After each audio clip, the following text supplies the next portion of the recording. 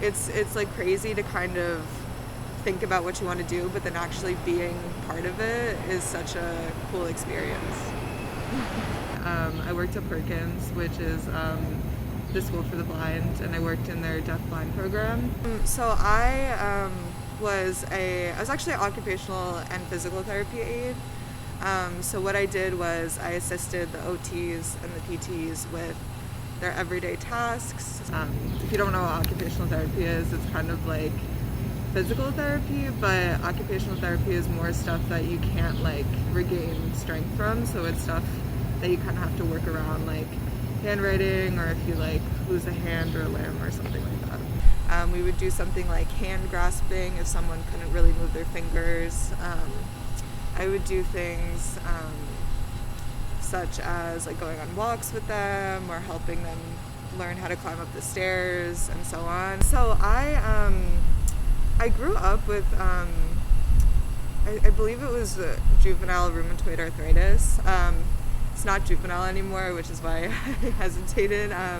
It was very it was very isolating, and not really in the sense of a pain way. It was more of like, I can't run soccer because like I have arthritis, or I can't join this. I realized that there has to be a lot more resources and availability, especially in the therapy field, for kids like that.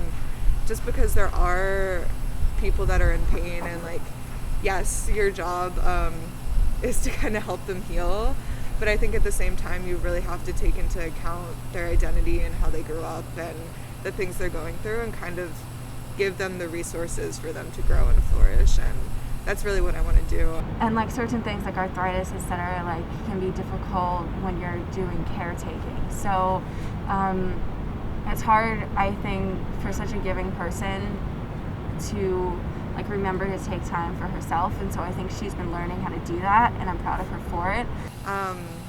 Going to Thomas Jefferson for graduate school. I hope to get my doctorate. And I think she's going to thrive there. She's a super hard worker. She has a strong interest in helping people firsthand, and because she's so good at relationship building and seeing people for, I think, who they are. I do want to be an occupational therapist. Hopefully open like a private practice is my biggest hope, and work specifically with deaf clients, which is why I'm an ASL major. Because I was on co-op when the pandemic hit. I had to kind of figure out a way to improvise, because we use tactile sign language like while you're touching them, so it's under the hand, and having to kind of work on a co-op and not be able to have touch, like being over Zoom and being remote, is so interesting, because you really have to find ways to be creative and go around that. I have OCD, obsessive compulsive disorder, so when